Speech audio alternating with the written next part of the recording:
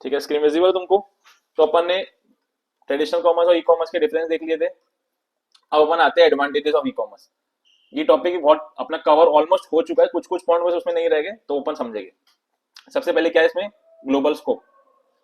तो global scope अभी अपन ने समझ चुका था कि ई कॉमर्स के केस में क्या होता है, ट्रेडिशनल कॉमर्स और ई कॉमर्स का डिफरेंस अपन ने समझा था कि ट्रेडिशनल कॉमर्स है जो मेरी शॉप है एक फिजिकल लोकेशन में, मतलब कि वो बसी हुई है, ठीक है। लेकिन ई कॉमर्स के केस में अभी मैं तो, मेरा जो स्टोर है वर्चुअल स्टोर है, ऑनलाइन स्टोर है, मैं किसी को भी गुड बेच सकता हूँ, कहीं से भी बेच सकता हूँ, मतलब वर्ल्ड में कहीं पे भी वो, मतलब कि मेरे वेबसाइट पे जाके गुड्स को देख सकता है, पसंद कर सकता है, परचेज कर सकता है। तो जो मेरा बिजनेस का स्कोप हो गया वो ग्लोबल हो जाता है, मैं किसी को भी सर्विसेज दे सकता हूँ, मैं किसी को भी गुड बेच सकता हूँ, कहीं पे भी बैठे बैठे। और उसके लिए मुझे जरूरी नहीं कि मतलब कि मुझे ऑनलाइन स्टोर ही चलाना पड़े, मेरे फिजिकल स्टोर से भी मैं एक ऑनलाइन पेज बना के सेम गुड्स को मैं जो फिजिकली बेच रहा हूँ उसको ऑनलाइन पोर्टल्स के थ्रू यूज करके बेच सकता हूँ। तो यहाँ पे मेरा जो मार्केट है वो एक्सपांड हो जाता है ई कॉमर्स के केस में। लेकिन ट्रेडिशनल कॉमर्स में क्या होता है, वो तो एक बस अगर फिजिकल शॉप है, उसका कोई और मतलब कि इंटरनेट के ऊपर या इलेक्ट्रॉनिक मीडियम के ऊपर उसका कोई और मतलब कि प्रेजेंस नहीं है, तो बस वो उतने एरिया में रिस्ट्रिक्टेड रह जाएंगी, वो आगे नहीं बढ़ने वाली है। लेकिन ई कॉमर्स के केस में क्या होता है कि जो मेरा बिजनेस है वो इंटरनेट के ऊपर रहता है, और मैं डिफरेंट डिफरेंट इलेक्ट्रॉनिक मीडियम्स को यूज करके एक वाइड एरिया, एक वाइड नेटवर्क के पास में अपने प्रोडक्ट्स को पहुंचा पाता हूँ, सो दैट कि वो मुझसे कांटेक्ट कर सके और मैं उनको गुड बेच सकूं। जैसे जो टीवी वाला एग्जांपल था, अभी जो टीवी में नापते और होम शॉप 18 वाला जो मैंने एग्जांपल दिया, वहां पे तुम देखोगे वहां पे बस कोई लिंक नहीं होती, वहां पे एक नंबर होता है, मोबाइल नंबर होता है। मोबाइल वो अभी जो जितने लोगों के घर पे टीवी होगी उनके घर पे वो चैनल के ऊपर एडवर्टीज मतलब वो चलते रहेगा, वहां पे एक मोबाइल नंबर दिखेगा, मोबाइल नंबर पे मैं कॉल करके ऑर्डर प्लेस कर सकता हूँ और गुड्स मेरे घर पे डिलीवर हो जाएगी। तो यहाँ पे एक एडवर्टीजमेंट चला के, एडवर्टीजमेंट नहीं बोलूंगा, एडवर्टीजमेंट नहीं रहता, एक चैनल ही पूरा उसमें क्या हो रहा है कि मेरा मार्केट एक चैनल बन गया, उसे दिन भर मेरे प्रोडक्ट्स डिस्प्ले हो रहे हैं, सिर्फ मेरी दुकान के ही प्रोडक्ट डिस्प्ले हो रहे हैं और कुछ डिस्प्ले नहीं हो रहा। वहां पे लोग देख के पसंद करके ऑर्डर कर दे रहे हैं, यहाँ पे इंटरनेट की भी जरूरत नहीं है। और लेकिन यहाँ पे जितने लोगों के घर पे वो टीवी चल रही है, वो चैनल चल रहा है, उनको वहां पे मेरा प्रोडक्ट दिख रहा है। और ऐसा नहीं है कि सिर्फ वो यही पर्टिकुलर लोकेशन पे दिखे, मुझे जहां जहां पे भी वो चैनल को डिस्प्ले करवाना है, मतलब कि उनके मिनिमम चैनल उसमें मैं डलवा दूं, ठीक है, लोग सब्सक्रिप्शन उसका दिलवा दूं मैं उनको। तो फ्री मतलब कि वो एडवर्टीजमेंट जो है, जो प्रोडक्ट के बारे में डिस्क्रिप्शन है, वो दिन भर चलते रहेगा वहां पे। तो यहाँ पे उसका नेटवर्क है बहुत बढ़ जाता है, स्कोप बहुत बढ़ जाता है, मैं ग्लोबली किसी को भी गुड मिल सकता हूँ यहाँ पे ई कॉमर्स को यूज करके, ठीक है। तो ग्लोबल स्कोप में क्या लिखा है, e commerce provides the sellers with a global reach. Now sellers and buyers can meet in the virtual world without barriers of place. अभी जैसे जो अभी OLX का जो तुमको एग्जांपल दिया था, वहां पे अगर किसी को भी कोई गुड्स बेचना है अपना, तो वहां पे उनको सेकंड हैंड जो गुड्स बेचना है, उनको समझो कि मेरे पास एक बाइक थी, मैंने उसको लिस्ट कर दिया OLX के ऊपर, मुझे बेचना है, तो मेरे को फिजिकली मिलने की जरूरत नहीं है, मैंने फोटोज अपलोड कर दिया। मैंने अगर जैसे जो खरीद रहा है वो मुझसे मांग रहा है कि तुम किसी सर्टिफाई करवा दो कि कंडीशन कितनी अच्छी है, या सर्विस सेंटर से मतलब कि करवा दो कि कंडीशन कितनी है, सर्टिफाई करवा दो। तो उसका मैं मतलब सर्टिफाई करवा के वो अपलोड कर दूं, उसको भेज दूं। या फिर वो बोल रहा है कि वीडियो बना के भेजो, तो मैं वीडियो बना के भेज दूं। मुझे मैनुअली फिजिकली मिलने की जरूरत है क्या? नहीं, मैं एक वर्चुअल वर्ल्ड मतलब कि एक प्लेटफॉर्म को यूज करके उससे मिल सकता हूँ, उससे बातचीत कर सकता हूँ, उससे निगोशिएट कर सकता हूँ और अपने प्रोडक्ट को बेच सकता हूँ। रही डिलीवरी की बात, तो अगर वो हमारी डील फाइनल होती तो उसको मैं कुछ मतलब कि डिलीवर करवा दूं, उसको फिजिकली आने की भी जरूरत नहीं है। तो यहाँ पे कोई लोकेशन का बैरियर नहीं है ई कॉमर्स के केस में। लेकिन जब ट्रेडिशनल बिजनेस जो होता है, जिसकी दुकान जहाँ फिजिकली बसी हुई है, वहां तो मेरा एक मतलब कि बैरियर है ही लोकेशन का, जो वहां पे रहता है उसको दुकान में जाके लेना पड़ेगा गुड्स को। लेकिन ई कॉमर्स के केस में ऐसा नहीं है, कोई भी कहीं भी बैठे बैठे वो ऑर्डर प्लेस कर सकता है, डीलिंग कर सकता है, ठीक है। तो ये जो हेड्स है ना, जैसे तुम बाकी सब्जेक्ट में याद रखते हो यहाँ पे भी याद रखना, ठीक है, ऑब्जेक्टिव्स में यहाँ पे काम आएंगे। और टू मतलब कि तुम्हारे डिफाइन जो क्वेश्चन आता है डिस्क्रिप्शन वाले, मतलब जिसमें तुमको लिखना था, उसमें भी काम आएंगे। फिर सेकंड पॉइंट क्या है, इलेक्ट्रॉनिक ट्रांजेक्शन। अभी अपन बहुत देर से जब से बात कर रहे हैं ई कॉमर्स, अपन ने देखा कि जो ट्रांजेक्शन हो रहा है पूरा इलेक्ट्रॉनिक, मतलब उसमें कुछ ना कुछ पार्ट तो इलेक्ट्रॉनिक एक मीडियम रहता ही है, ठीक है। एक बार यहाँ पे रीड करते हैं, यहाँ पे क्या लिखा हुआ है, e commerce reduces the paper work and significantly lower the transaction cost. अब इसका मतलब क्या है, तुमको मैं रियल लाइफ एग्जांपल देता हूँ। जैसे हम लोग की कंपनी में अभी कोई भी किसी को मतलब कि कोई प्लांट के अंदर रिक्वायरमेंट है, ठीक है, कि कोई प्रोडक्ट खरीदना है उनको, जैसे अभी प्लांट तो बहुत बड़ा है हमारा, वहां पे अभी कोई पार्ट की जरूरत है, कोई पार्ट खराब हो गया, तो कैसे परचेज होता है उस चीज का, मैं तुमको उसका एक फ्लो बताता हूँ, तुमको उससे समझ आ जाएगा कि इलेक्ट्रॉनिक ट्रांजेक्शन कैसे है ई कॉमर्स में। तो यहाँ पे क्या होता है, अभी जिसको भी प्रोडक्ट की रिक्वायरमेंट है, पहले क्या होता था कि मैनुअली क्या करेगा, पहले तो एक रिक्वायरमेंट मतलब एक पर्ची में बनाएगा कि मुझे ये चीज की रिक्वायरमेंट है, किस चीज के लिए रिक्वायरमेंट है, कितनी क्वांटिटी में रिक्वायर्ड है, ठीक है। और फिर वो जैसे परचेज डिपार्टमेंट होता है कंपनी के अंदर में, उनको जाके वो पर्ची दो, ठीक है। वो पर्ची देख के फिर वो लोग क्या करेंगे, अभी आसपास की दुकानों में पता करेंगे, मोबाइल नंबर से पहले फोन में बात कर लो, या फिर विजिटिंग कार्ड होते हैं उनसे देख लो, न्यूज़पेपर में देख लो कि भाई कोई ये गुड बेचता है क्या, ठीक है। या फिर फिजिकली जाके शहरों में जाके देख लो कि कोई गुड को बेचता है क्या, पता करो। ये पहले होता था। लेकिन अब क्या होता है, सेम जैसे यहाँ पे कोई प्रोडक्ट की रिक्वायरमेंट है, तो सिस्टम के ऊपर में कोई भी प्रोडक्ट की रिक्वायरमेंट है, एक मैं रिक्वेजिशन, एक रिक्वेस्ट रेज कर दूंगा कि मुझे ये प्रोडक्ट की रिक्वायरमेंट है, ये क्वांटिटी में चाहिए, यहाँ पर चाहिए। तो वो सेम जो रिक्वेस्ट है परचेज डिपार्टमेंट के पास आएगा। फिर परचेज डिपार्टमेंट क्या करेगा, अलग अलग पोर्टल्स पे जाके देख सकता है कि कहाँ पे प्रोडक्ट मिल रहा है, ठीक है। या फिर कौन सी कंपनी प्रोडक्ट बनाती है, ऑनलाइन जाएगा, इंटरनेट के ऊपर जाएगा, यहाँ पे उसको इंटरनेट के ऊपर सर्च कर सकता है कि हाँ वो प्रोडक्ट कहाँ पे मिल रहा है, कौन बेचता है उसको, उसका कॉन्टेक्ट नंबर वहां से निकाल सकता है, ठीक है। और वहीं पे मतलब फोन में बात कर ले या फिर मेल कर ले, उससे बात कर ले, जितना भी जो भी मतलब कि मैंने कोटेशन बुला लिया समझो वेंडर से, ठीक है। कोटेशन आ गया मेरे मेल के ऊपर में, ईमेल के ऊपर में वो कोटेशन आ गया, कोटेशन आ गया। फिर मुझे अगर नेगोशिएशन करना है तो मैं फोन के ऊपर नेगोशिएशन कर लूँ या फिर ईमेल के ऊपर नेगोशिएशन कर लूँ। नेगोशिएशन मेरा हो गया, मैंने समझो कि एक वेंडर फाइनल भी कर लिया। वेंडर फाइनल होने के बाद समझो अब मुझे गुड्स की डिलीवरी चाहिए, मैंने ऑर्डर प्लेस कर दिया, सिस्टम के को यूज करके ही मैंने एक परचेज ऑर्डर मतलब कि जनरेट करवा दिया कि मुझे ऑर्डर चाहिए, ऑर्डर देना है तुमको, ये प्रोडक्ट चाहिए, ये क्वांटिटी, ये स्पेसिफिकेशन उसके रहेंगे। सेम जो परचेज ऑर्डर होगा उसको मैंने मेल कर दिया कि भाई देखो मैंने ये ऑर्डर दे दिया है, तो गुड्स को डिलीवर करवा दे मेरे पास में, गुड्स मेरे पास डिलीवर हो जाएंगे। फिर मुझे जब पेमेंट करने जाऊंगा मैं, तो यहाँ पर अभी पेमेंट मैं कैश तो दूंगा नहीं, वो मेरे पास वापस फिजिकली आएगा नहीं कि भैया कैश दो। मैं क्या करूंगा, उसका बैंक अकाउंट डिटेल्स ले लूंगा और बैंक में पैसा ट्रांसफर करवा दूंगा। लेकिन जब ये ट्रेडिशनल कॉमर्स में अगर होता, पहले जब होता था, जब मतलब कि इंटरनेट इतना नहीं हुआ करता था, तो लोग कैसे करते, अभी यहाँ पे पहले तो मैनुअली रिक्वेस्ट बनाओ एक कागज कि हमको क्या रिक्वेस्ट मतलब क्या क्या चीजें खरीदनी है, वो किसी को सबमिट करो। फिर वो क्या करेगा, वो उसको प्रोसेस करेगा कि हाँ कहाँ से इस चीज को खरीदे, उनको मैनुअली हर चीज ढूंढना पड़ेगा। कोई उनको मिलेगा तो फिर फिजिकली बैठ के निगोशिएशन करेंगे कि हाँ भाई कि कैसे इसको मतलब क्या रेट में तुम दोगे, अलग अलग वेंडर के साथ बात करेंगे। वो वेंडर जब कोई फाइनल होगा तो उसको ऑर्डर मैनुअली ऑर्डर देने वाले हो, कोई मतलब कि इंटरनेट तो जब था नहीं, मैनुअली ऑर्डर तुमने दे दिया, फिर वो डिलीवरी दे देगा, फिर वो पैसे कलेक्ट करने आएगा, फिर तुम उसको कैश से पैसा दोगे। यहाँ पे इस चीज का भी जितने भी जैसे निगोशिएशन हुआ, तो निगोशिएशन में क्या फाइनल हुआ, मतलब कि कितने रेट में देगा, कब तक देगा, ठीक है, वारंटी कितनी रहेगी, खराब हो गया तो मतलब कि कौन क्या चीज बदल के देगा, क्या चीज नहीं बदल के देगा, किसका एक्स्ट्रा चार्ज लेगा, सब कुछ लिखना पड़ता था। तो यहाँ पे जो पहले मैनुअली सब कुछ होता था, लेकिन अभी जब से मतलब कि सिस्टम्स डेवलप हो गए, ठीक है, मतलब कि अपने डिवाइसेस आ गए, इलेक्ट्रॉनिक डिवाइसेस आ गए, तो ये सब पूरा जो फ्लो है ऑफ ट्रांजेक्शन है, कोई भी चीज मेरे को प्रोक्योर करना है, कोई भी चीज मुझे परचेस करना है, तो एक कोई भी मैं इलेक्ट्रॉनिक मीडियम को यूज करके कर सकता हूँ। और जितना भी चीजें हैं सब सिस्टम के ऊपर है, मुझे मैनुअली पेपर वर्क करने की कोई जरूरत नहीं है। अभी खुद सोचो कि अगर मैं सभी मैनुअली करने जाऊं, तो सबसे बड़ी बात तो तुमने इकोनॉमिक्स में अपॉर्चुनिटी कॉस्ट कुछ पढ़ा है ऐसा, ये वर्ड सुना है अपॉर्चुनिटी कॉस्ट? हाँ नहीं कुछ सुना है ऐसा किसी ने, सीए वाला कोई होगा तो सुना होगा शायद, माइट भी किसी से सुना है नहीं। अच्छा नाम से क्या समझ में आ रहा है अपॉर्चुनिटी कॉस्ट? हम्म, किसी के दिमाग में कुछ आ रहा है क्या होता है अपॉर्चुनिटी? हाँ बोल रहा थी। ऐसी जगह पे खर्चा करना या प्रॉफिट वगैरह की अपॉर्चुनिटी, कुछ गेन मिल ऐसी अपॉर्चुनिटी हो। क्या क्या क्या? आ, वही पूछा था ना, सेविंग अपॉर्चुनिटी वाला। नहीं, आ, अपॉर्चुनिटी कॉस्ट ऐसा वर्ड मतलब अपॉर्चुनिटी कॉस्ट ये वर्ड से तुमको क्या दिमाग में आता है? मतलब ऐसी जगह भले ही पैसा लगे, जब कुछ इन रिटर्न गेन मिले, कुछ अपॉर्चुनिटी हो।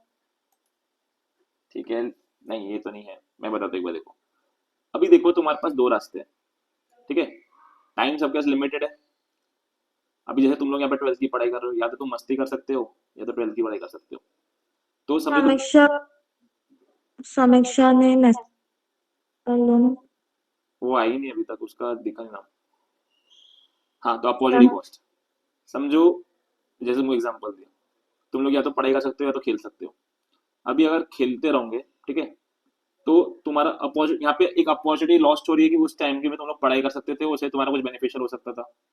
या फिर सेम अगर तुम पढ़ाई कर रहे हो, तो एक तुम्हारे पास अपॉर्चुनिटी थी कि हाँ कि मैं इस टाइम पे मस्ती कर सकता था, ठीक है, यहाँ पे बेनिफिट तुमको एकदम डायरेक्टली नहीं दिख रहा है। लेकिन अगर मैं बिजनेस के एग्जांपल से दूं, समझो कि मेरे पास अभी दो प्रोडक्ट्स है, ठीक है, मेरे को दो प्रोडक्ट्स मेरे को चूज करना है कि मेरे पास अभी लिमिटेड कैपिटल है, और मेरे को भी इसमें चूज करना है कि मैं कौन से प्रोडक्ट को बेचूं, कौन से प्रोडक्ट को नहीं बेचूं। ठीक है, अगर मैं एक को बेचता हूँ दूसरे को नहीं बेचता हूँ, तो जो दूसरे को ये पहले जो मैं प्रोडक्ट बेचने का सोच रहा हूँ उसका प्रॉफिट उसमें माइट भी ज्यादा हो, उसका मार्केट माइट भी ज्यादा हो, तभी मैं उसको चूज कर रहा हूँ बेचने का। लेकिन मैं एक दूसरी अपॉर्चुनिटी को गवा रहा हूँ ना अगर मैं दूसरी चीज को चूज कर रहा हूँ तो। सिमिलरली अगर मैं दूसरी चीज को चूज करता हूँ जो मेरी पहली अपॉर्चुनिटी मेरे हाथ में थी उसको मैं गवा रहा हूँ, तो वो मेरे लिए एक तरह से कॉस्ट हो गया।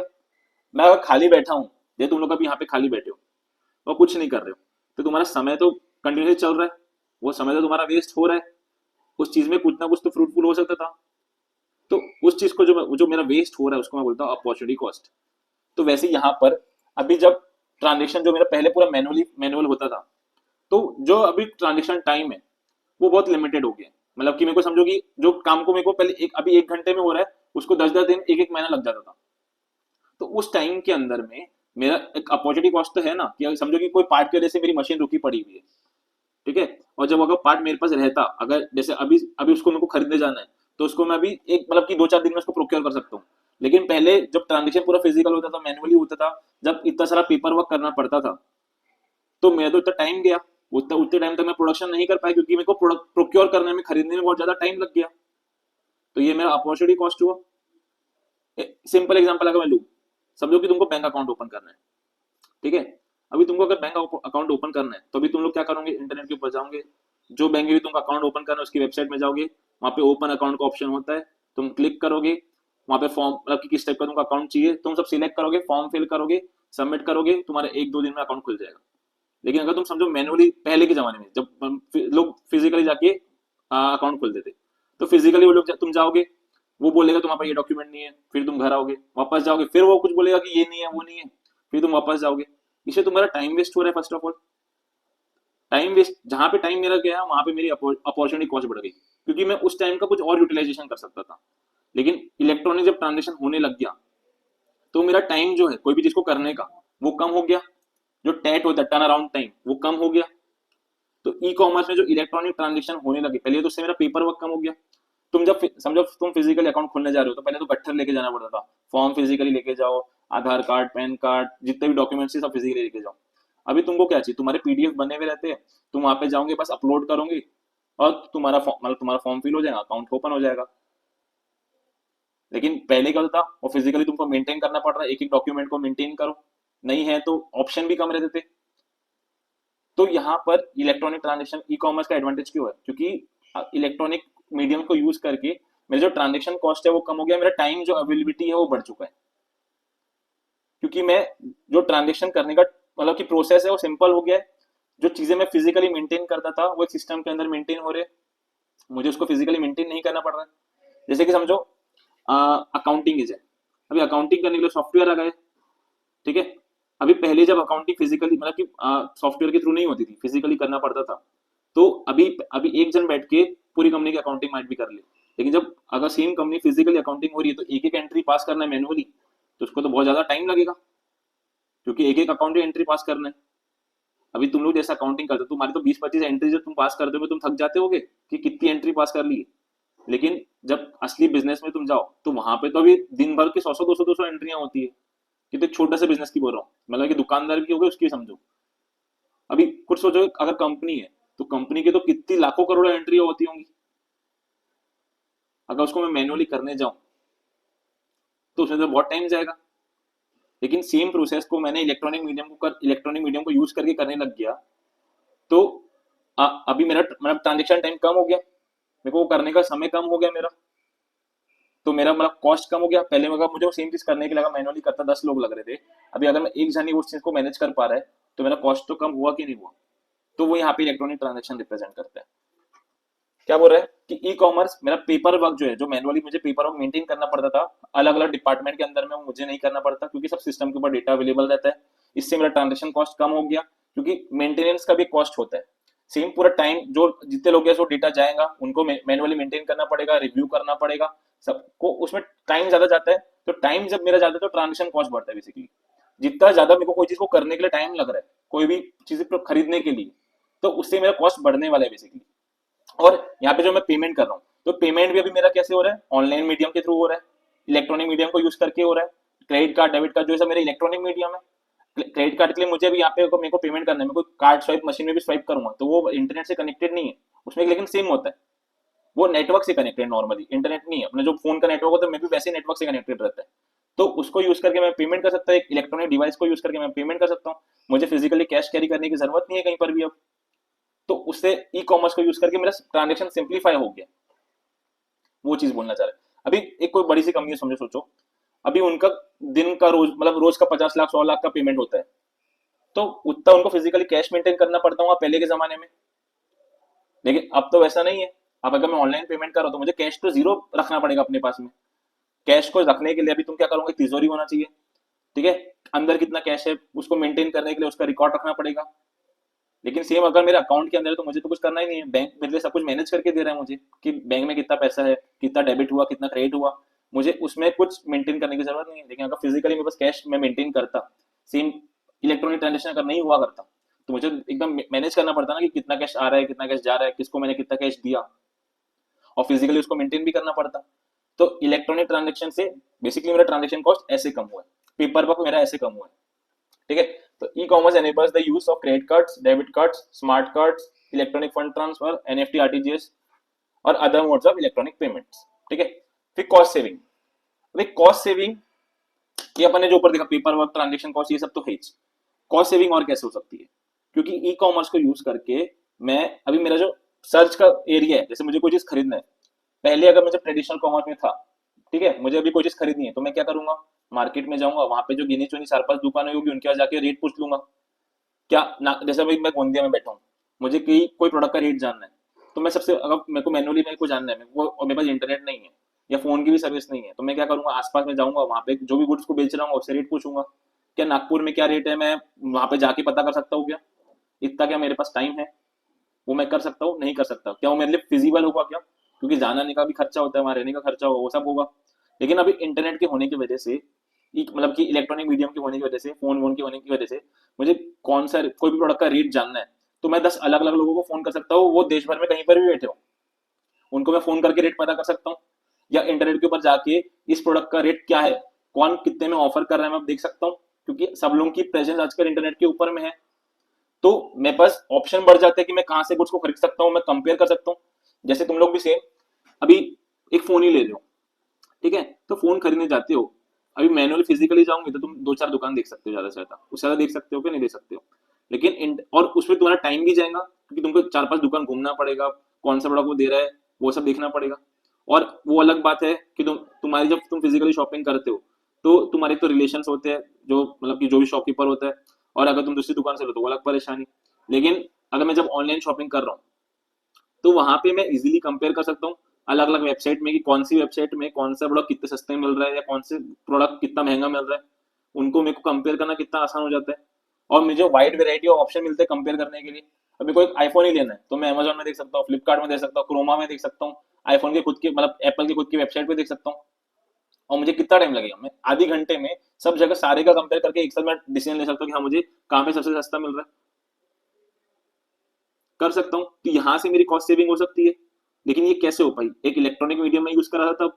अगर मैं मैन्युअली सेम चीज करने जाता तो मुझे तो पहले 4 दुकानें घूमना पड़ता, फिजिकली मैनुअली घूमना पड़ता, मुझे क्या चाहिए बताना पड़ता उनको, उसमें मेरा टाइम ज्यादा टाइम लगता, और जो मेरा कॉस्ट है वो भी बढ़ जाता, क्योंकि क्योंकि मैं फिजिकली घूम रहा होगा तो उसका पैसे घूमने का कॉस्ट तो लगेगा ना।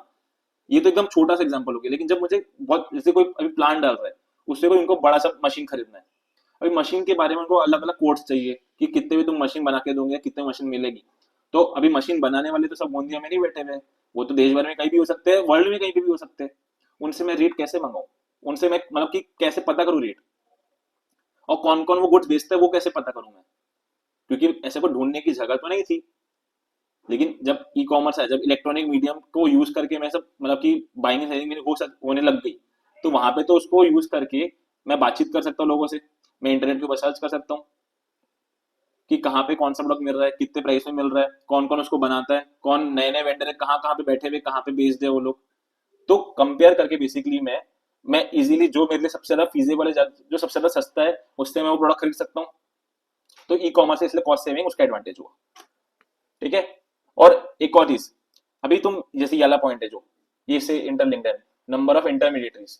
जब तुम लोग मैनुअली खरीदते हो तो तुमने देखा होगा, मतलब तुम लोग ने पढ़ा भी होगा कि मतलब कि कोई गुड्स बिकता है तो होलसेलर पे डिस्ट्रीब्यूटर, डिस्ट्रीब्यूटर से रिटेलर, रिटेलर से फिर तुम्हारे पास गुड्स आते हैं। तो यहाँ पे अभी ये जो चेन फॉलो होती है, तो अभी होलसेलर क्या होता है, वो एक बड़ा सा मतलब कि सेलर होता है जो मतलब कि बल्क में गुड्स को बेचता है। अभी वो जब बेचेगा, पहले तो उसको बल्क में गुड्स को खुद रखना पड़ेगा तभी बेच पाएगा वो, ठीक है। उसके लिए क्या, उसको बड़ा सा वेयर हाउस लगेगा, खुद का ऑपरेशन वो सेट करेगा। फिर समझो ने एक डिस्ट्रीब्यूटर को बेचा, फिर डिस्ट्रीब्यूटर एक सिटी में डिस्ट्रीब्यूट करेगा, एक एरिया में डिस्ट्रीब्यूट करेगा, फिर छोटे छोटे रिटेलर उससे परचेस करेंगे। तो जितने लोग चेन में बढ़ते जाते हैं, एक मतलब कि परचेस की चेन में, मतलब मैन्युफैक्चरर से लेके जो एंड रिटेलर है, वहां तक जितने लोग बढ़ते जाते हैं, सब लोगों का अपना अपना शेयर बढ़ते जाता है। सब लोग वहां पे बिजनेस करने के लिए बैठे बैठे हैं, तो थोड़ा थोड़ा तो लोग कॉस्ट खाएंगे ही। लेकिन जब सेम मैं ऑनलाइन जाता हूँ, तो मैं डायरेक्टली मैन्युफैक्चरर से भी खरीद सकता हूँ कोई गुड्स। मैं डायरेक्टली उससे बात कर सकता हूँ कि अगर मेरे पास, मेरे को जो मेरी क्वांटिटी मुझे परचेस करना है, थोड़ा सा अच्छा क्वांटिटी, लमसम क्वांटिटी है, तो मैं डायरेक्टली मतलब कि मैन्युफैक्चरर से भी बात कर सकता हूँ। या फिर जो अभी मेरे ई मार्केट प्लेसेस है, जो ई कॉमर्स वेबसाइट्स है मेरी, वो लोग तो डायरेक्टली मतलब कि मैन्युफैक्चरर से डील करते हैं। वो लोग चिल्लर चिल्लर बेचेंगे, लेकिन वो लोग बल्क में खरीद लेंगे उससे। तो यहाँ पे जो बीच के जो मतलब बिचौली अपन जो बेसिकली बोलते हैं, मतलब होलसेलर, रिटेलर, डिस्ट्रीब्यूटर, इन सब मतलब यहाँ पे वो जो चेन को मैं तोड़ के डायरेक्टली मैन्युफैक्चरर से खरीद सकता हूँ। तो ऑटोमेटिकली मेरी कॉस्ट कम नहीं हो जाएगी। तो वो ई कॉमर्स का एडवांटेज है मेरा, क्योंकि यहाँ पे जो चेन है, जो बिजनेस की नॉर्मल एक चेन है, ट्रेडिशनल कॉमर्स की जो चेन है, कि गुड जैसे फ्लो फ्लो होते हैं, क्योंकि जो मैन्युफैक्चर कर रहा है वो इतनी ज्यादा क्वांटिटी मैन्युफैक्चर कर रहा है, डायरेक्टली जाके बेच सकता नहीं है। और डायरेक्टली एक एक इंडिविजुअल कस्टमर से कैसे डील करे वो, तो वो तो चेन से फॉलो करता है कि मतलब डिस्ट्रीब्यूटर, होलसेलर वाली जो चेन है, नॉर्मल जो चेन है, कि उसको होके ही गुड्स आते हैं मेरे पास। तो वहां पे सब लोग अपना अपना प्रॉफिट का शेयर रखते हैं, सब लोग अपना अपना कॉस्ट इंकर करते हैं। तो मेरा ऑटोमेटिकली क्या होता है, कॉस्ट बढ़ जाती है। लेकिन जैसे मैं ई कॉमर्स को प्लेटफॉर्म को यूज करता हूँ, तो मैं डायरेक्टली मैन्युफैक्चरर से कम्युनिकेट कर सकता हूँ, उससे परचेस कर सकता हूँ। तो बीच के जितने भी इंटरमीडिएटरीज है वो खत्म हो जाते हैं, और मेरा कॉस्ट सेविंग भी होता है, क्योंकि मैं उससे डायरेक्टली खरीद रहा हूँ तो मुझे कम रेट में देगा, ठीक है।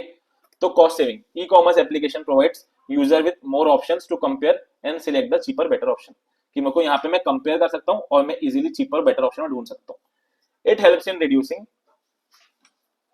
The cost of searching a product. जैसे मैं तुमको बताया, पहले के वक्त मुझे कोई प्रोडक्ट ढूंढना है तो मेरे को मार्केट में ढूंढना पड़े, मतलब घूम घूम के ढूंढना पड़ेगा, वहां नहीं मिलेगा। तो मैं अलग अलग सिटी जाके तो ढूंढ नहीं सकता ना। अगर मैं ढूंढने की कोशिश भी करूंगा तो मेरा कॉस्ट बहुत ज्यादा बढ़ नहीं जाएगा। तो यहाँ पे लेकिन मैं जब ई कॉमर्स आ गया, तो ई कॉमर्स में तो मैं नॉर्मली मतलब सर्च करूंगा, वो मुझे बता देगा कि देश भर में कहाँ कहाँ पे गुड बिक रहा है, कौन कौन बेच रहा है, उनके पार्टी के नाम, उनके नंबर, सब कुछ मुझे मिल जाएगा। तो मेरा कॉस्ट ऑफ सर्चिंग और कॉस्ट ऑफ टाइम वो कम हो गया। सेम चीज को जो मुझे करने में 1 महीना लग रहा था, वो मैं अभी 1 दिन में कर सकता हूँ। तो वहां से मेरी कॉस्ट सेविंग होगी। E commerce has enabled rural areas to access services and products.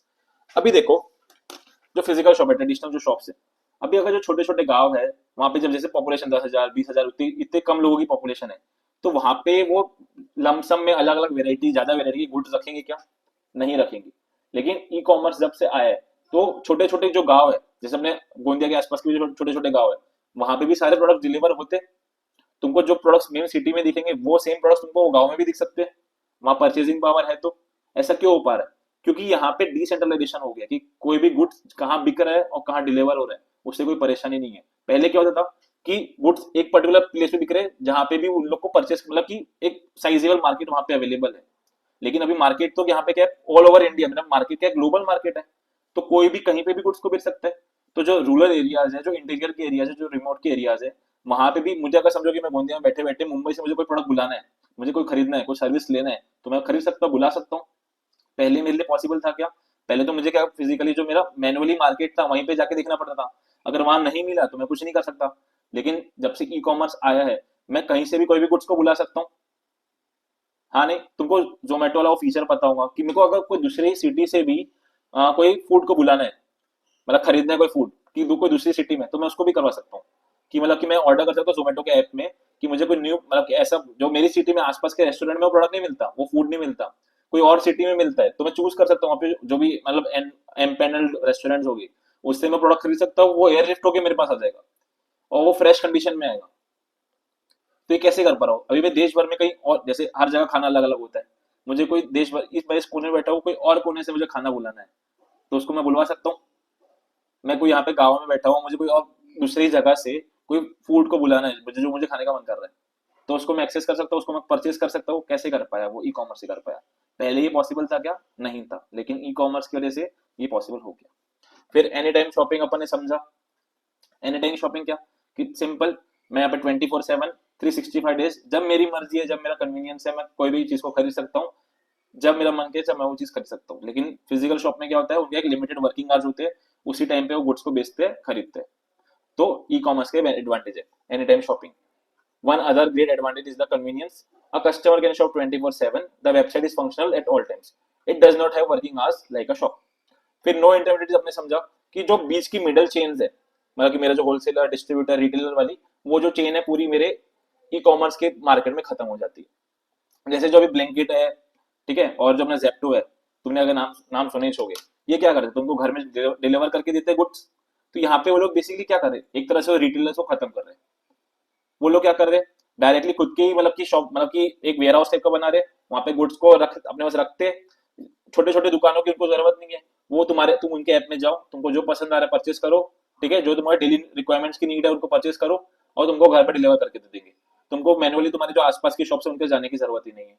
तो जो रिटेलर्स है यहाँ पे उससे खत्म हो जाएंगे एक तरह से। तो यहाँ पे क्या हो गया, जो एक रिटेलर जो चेन का पार्ट था वो इंटरमीडिएटरी खत्म हो गया। सिमिलरली बहुत सारे जो ऐसे बल्क मतलब कि बहुत ज्यादा कुछ बेचने वाले भी जो लोग हैं वो भी इससे खत्म हो गए, क्योंकि अगर रिटेलर खत्म हो गए तो जो डिस्ट्रीब्यूटर है, जो होलसेलर है, उनकी भी क्या रिक्वायरमेंट है, वो तो बल्क में गुड्स बेचते हैं। और जो ब्लैंकेट है, जेप्टो है, ये तो डायरेक्टली मैन्युफैक्चरर से गुड खरीद सकते हैं। वो उनके तो इतने सारे वेयर हाउस है, सबको अगर कोलाइड में उनको ऑर्डर करूँ तो वो तो एक बल्क ऑर्डर बन जाएंगे और डायरेक्टली मैन्युफैक्चरर से खरीद सकते हैं।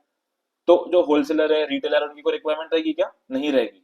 तो इससे मेरा इंटरमीडिएटरी जो है, इंटरमीडिएटरी मतलब क्या, मतलब कि बिचौली है जो बीच बीच में मतलब कि अपना मतलब कि प्रॉफिट शेयर खाते हैं और फर्दर मतलब गुड्स को सेल करते हैं, जो रीसेलर्स होते हैं। वो ट्रेडिशनल कॉमर्स में है, लेकिन ई कॉमर्स वो खत्म हो जाएगी। E commerce also allows the customer in business to be in touch directly, मैं डायरेक्टली जो मैन्युफैक्चरर है उससे डायरेक्टली कॉन्टेक्ट कर सकता हूँ without any intermediaries. This allows for quick communication and transaction, मैं डायरेक्टली उससे जाके गुड्स परचेस कर सकता हूँ, ठीक है। और एक लास्ट पॉइंट क्या था, public services. E governance helps the government to deliver public services such as healthcare, education, social services at a reduced cost and an improved manner। अभी यहाँ पे मुझे अपन लोग के डे टू डे बेसिस पे इतने सारे डॉक्यूमेंट लगते हैं, गवर्नमेंट से डीलिंग्स होती है, ठीक है। जैसे समझो मुझे एक बिजनेस ही ओपन करना है, ठीक है, तो बिजनेस ओपन करने के लिए बहुत सारे अलग अलग मतलब फॉर्मेलिटीज करनी पड़ती है, बहुत सारे गवर्नमेंट के डॉक्यूमेंट लेते हैं, परमिशन लगती है। तो पहले क्या होता था, सेम जितनी भी प्रोसीजर्स है सब मैनुअली होती थी। तो अगर मैनुअली होगी तो गवर्नमेंट की प्रोसेस है, वहां पे तो करप्शन होना जरूरी है। लेकिन इंटरनेट के आने से जैसे कुछ सर्विसेज में अभी भी करप्शन खत्म नहीं हुआ है, लेकिन कुछ सर्विसेज में क्या होने लग गया, अभी वो सेम जो सर्विसेज है, मुझे कोई भी डॉक्यूमेंट बनवाना है, अज्यूम करो मुझे पैन कार्ड ही बनवाना है। पैन कार्ड तुमको पता है तुम्हारा भी 18 होगा, तुम लोग बनाओगे, तो पैन कार्ड ही बनवाना है, तुमको पहले मैनुअली जाना पड़ता था, मुझे पैन कार्ड बनवाना है तो। लेकिन आज मैं खुद घर में बैठे बैठे जब मुझे बनाना है तब मैं उसको बना सकता हूँ, और एकदम मिनिमल। जैसे वो डॉक्यूमेंट बनाने के लिए गवर्नमेंट चार्ज करती है 50 रुपीज, ठीक है, अगर मैं मैनुअली जाऊंगा ना बनवाने के लिए तो सेम चीज वो बनाने के लिए मुझे 250 रुपीज मांग लेगा। कुछ नहीं है, नॉर्मल से एक फॉर्म फिल करना है, डॉक्यूमेंट्स अपलोड करना है, तुम्हारा पैन कार्ड बनके तुम्हारे घर पे आ जाएगा। लेकिन यहाँ पे वो सिंपल से काम के लिए वो मुझे 5 गुना मतलब चार्ज कर रहा था, गवर्नमेंट 50 चार्ज करती है वैसे, वो मुझे 250, वो बस उतना सर्विस करने का दे रहा था। बहुत सारे लाभ तुम लोगों के एग्जाम फॉर्म में फिल करना है, एग्जाम फॉर्म फिल करने का तुम किसी सर्विस प्रोवाइडर के पास गए होंगे। तो जब पहले मैनुअली होता था, जैसे हम लोग के टाइम पे, अभी तुम लोगों ने रिवॉल्यूशन सुना है, 12th के रिवॉल्यूशन होता है, तुम्हारे सीनियर से सुना होगा। हाँ नहीं, किसी ने सुना है? हाँ सुना है। तो पेपर में से मार्क्स कम है, तुमको रिवल में पेपर डालना है। तो मेरे टाइम पे क्या होता था, मतलब 6-7 साल पहले, नागपुर यूनिवर्सिटी नागपुर में ऑफिस है, नागपुर में मैनुअली जाओ, फॉर्म को मैनुअली सबमिट करो, फिर वो जो मतलब कि पेपर की जो तुमने पेपर लिखे थे उसकी कॉपी वो लोग देते हैं, तो मैनुअली पेपर की कॉपी कलेक्ट करने जाओ। फिर अगर तुमको कहाँ पे जहाँ पे भी इंप्रूवमेंट के लग रहा है कि यहाँ पे गलती है, यहाँ पे मार्क्स ज्यादा मिलना चाहिए, तो वो जो तुमको सबमिट करना है तो उसके लिए मैनुअली सबमिट करने जाओ। फिर मार्कशीट चेंज होती है तो वो भी मैनुअली लेने जाओ। सब काम यहाँ पे मैनुअली होता था। लेकिन अभी तुम देखोगे तो इससे बहुत सारा पार्ट उन्होंने मतलब कि ऑनलाइन कर दिया। तुमको फॉर्म फिल करना है तुम ऑनलाइन फिल कर सकते हो, ठीक है, तुमको जो मार्कशीट है वो घर पे आ जाएगी, तुमको जो भी मतलब कि मार्क्स जहाँ बनना चाहिए तुमको उसके बारे में सबमिट करना है, तुम ऑनलाइन सबमिट कर सकते हो।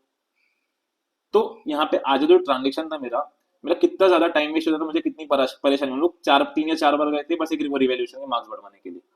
वहां पे 2-2 3 3 घंटे जाके बैठो और फॉर्म फिल करने के लिए लाइन में लगो। लेकिन यहाँ पे वही सेम पब्लिक सर्विस जो गवर्नमेंट सर्विस मुझे प्रोवाइड कर रही है, मैं घर में बैठे बैठे, ठीक है, जो उसकी डेडलाइन होगी उसके अंदर में मेरे को जब मन करे मैं फॉर्म फिल कर सकता हूँ, ठीक है। यहाँ पे मेरा कॉस्ट कम हुआ, मेरा जाने आने का कॉस्ट पूरा बच गया, मेरा टाइम बच गया, बचा नहीं बचा? तो यहाँ पे गवर्नमेंट इंटरनेट को यूज करके, इलेक्ट्रॉनिक मीडियम को यूज करके वो सेम सर्विसेज जो पहले मैनुअली हुआ करती थी, वो अब इलेक्ट्रॉनिक मीडियम को यूज करके मैं ले पा रहा हूँ। एक जैसे एक होता है गवर्नमेंट के बहुत सारे अलग अलग सर्विसेज होती है। पैन कार्ड आधार कार्ड तो एकदम नॉर्मल है, तुम लोग बनाते जो। अच्छा जैसे पहले क्या होता था, जैसे अपन सिलेंडर, सबके घर में सिलेंडर होगा, सबको ऑर्डर देना पड़ता है सिलेंडर का हर मंथ, मतलब जैसे रिक्वायरमेंट हो। तो पहले क्या होता था, पहले तो फिजिकली जाके पे ऑर्डर देना पड़ता था, मतलब कि जो गवर्नमेंट की मतलब एजेंसीज है उनको फिजिकली जाओ, तुमको ऑर्डर दो, बताओ फॉर्म, मतलब बताना पड़ता है कि मेरे को हमको सिलेंडर परचेस करना है, फिर वो उसका डिलीवर होता था। फिर उन्हें धीरे धीरे इसमें इलेक्ट्रॉनिक मीडियम क्या आया, इलेक्ट्रॉनिक मीडियम क्या, उन्हें मोबाइल नंबर बनाया कि तुम फोन कर दो, एक नंबर है, नंबर पे फोन करो, तुम्हारा वो मतलब वहाँ पे बटन प्रेस करने बोलेगा, तुम ऑर्डर प्रेस करो, मतलब ऑर्डर दे दो। अभी और इसमें क्या ऑटो में और क्या उसमें इलेक्ट्रॉनिक मीडियम मतलब आ गया, पेमेंट भी। पहले मेरे को कैश पेमेंट करना पड़ता था, अब मेरे जीपे के साथ फोन पे के साथ इंटीग्रेट हो गया है। मेरे को मंथली, मेरे को जब ऑर्डर करना है मैं वहीं से पेमेंट कर दूं, मेरा ऑर्डर भी प्लेस हो गया, वो सर्विस मुझे मिल जाती है। पहले अगर मुझे वो सेम सिलेंडर परचेस करने के लिए एक हफ्ता लगता था, एक हफ्ते में वो आता था, अभी वो 2 दिन के अंदर आ जाता है। तो प्रोसेसिंग फास्ट कैसे हुई, इंटरनेट को यूज करके हुई, ई कॉमर्स को यूज करके हुई। तो ऐसी गवर्नमेंट अलग अलग जितनी भी सर्विसेज है वो गवर्नमेंट इंप्रूव कर रही है और चेंजेस ला रही है उसको ऑनलाइन करने का। अच्छा तुम लोग अभी अपन महाराष्ट्र में लेते हैं, तुमको सब लड़कियां ही लोग बैठे हैं यहाँ पे, वो तुमने सुना है लाडली बहना योजना, सुना है नहीं सुना है? हाँ, सुना है। सुना है। तो उसमें क्या हो रहा है, बेसिकली एक पर्टिकुलर एज तक के एक मतलब तुमको एक फॉर्म बेसिकली फिल करना पड़ा होगा, तुमने किया नहीं, क्या मेरे को आइडिया नहीं, लेकिन उसमें क्या है, निधि ने किया है क्या? तो उसमें क्या होता है कि गवर्नमेंट तुमको हर मंथली एक पर्टिकुलर अमाउंट तुम्हारे बैंक अकाउंट में क्रेडिट कर देती है, ठीक है। लेकिन ये पहले क्या होता था, इस चीज के लिए तुमको जो तहसीलदार का ऑफिस है, जिला परिषद का ऑफिस है, मैनुअली जाओ, वहां पे फॉर्म फिल करो, और पैसा कलेक्ट करने के लिए भी मैनुअली जाना पड़ता, तुम्हारे बैंक अकाउंट में पैसा नहीं आता था। तो तुम जाओ वहां पे, ठीक है, पहले तो समझो 1,000 रुपए तुम्हारे मतलब गवर्नमेंट तुमको दे रही है, तो 100-200 तो पहले वो खुद रखेगा, फिर तुमको पैसे देगा, वो भी 10 2 4 बार चक्कर मारूंगा इसके बाद में। लेकिन अभी क्या करती है गवर्नमेंट ने, एक फीचर है डीबीटी बोलते हैं उसको, direct benefit transfer.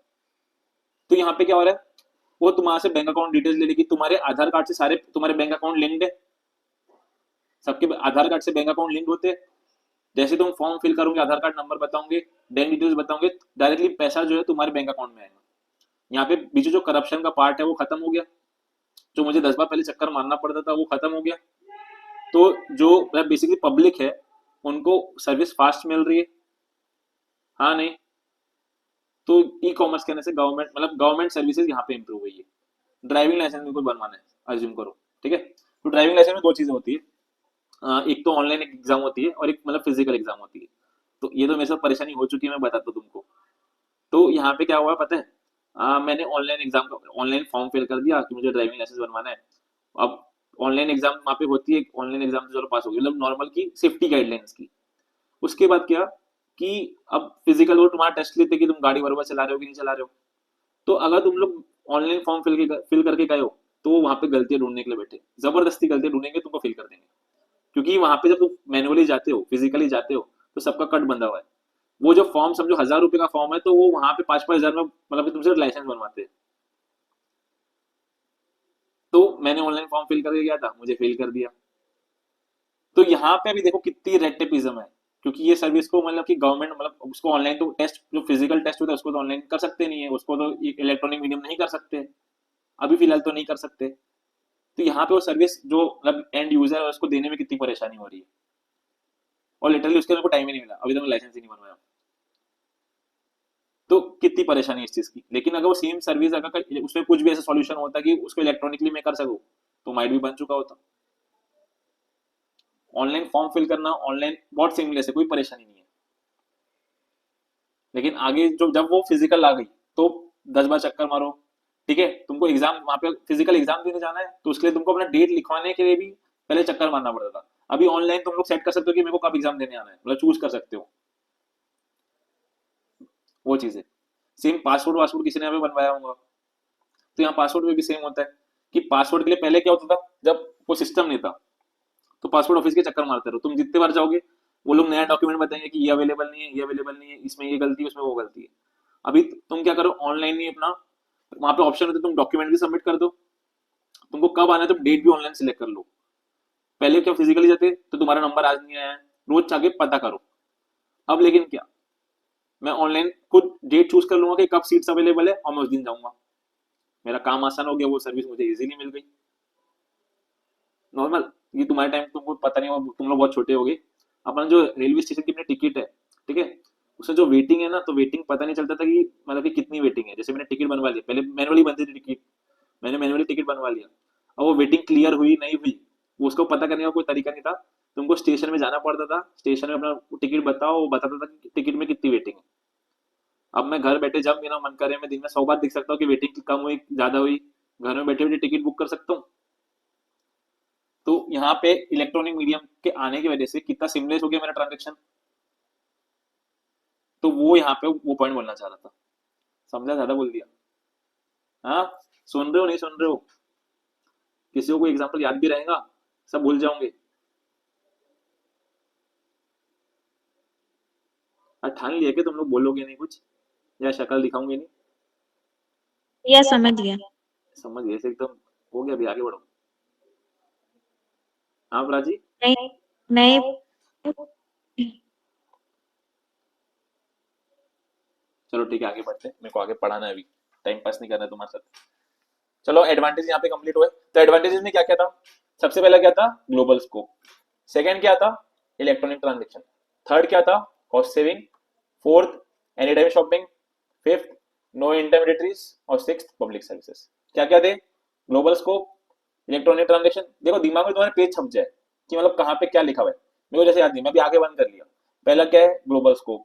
Second, electronic transaction. Third, cost saving, जैसे नीचे में कॉस्ट सेविंग लिखा हुआ है, यहाँ ऊपर में कहीं पे नो इंटरमीडिएट नहीं, नो इंटरमीडिएट नीचे लिखा हुआ है, एनी टाइम शॉपिंग लिखा हुआ है, फिर नो इंटरमीडिएट लिखा हुआ है, फिर पब्लिक सर्विसेज लिखा हुआ है। तो बेसिकली तुम्हारे दिमाग में पेज छप जाना चाहिए कि कहाँ पे क्या लिखा हुआ है, तुमको याद करने की जरूरत ही नहीं पड़ेगी।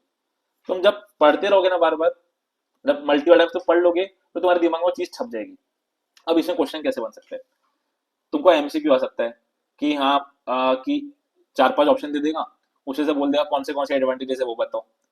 तुम्हारे जो 2 मार्क्स के क्वेश्चन होते हैं, जो थ्योरी क्वेश्चन होते हैं, जो मैंने बताया था, उसे ऐसा आ सकता है कि explain any 2 advantages of e commerce, ठीक है, या फिर ऐसा सकता है कि list down any 4 advantages of e commerce. List down मतलब सिर्फ नाम बताओ, एक्सप्लेन मत करो।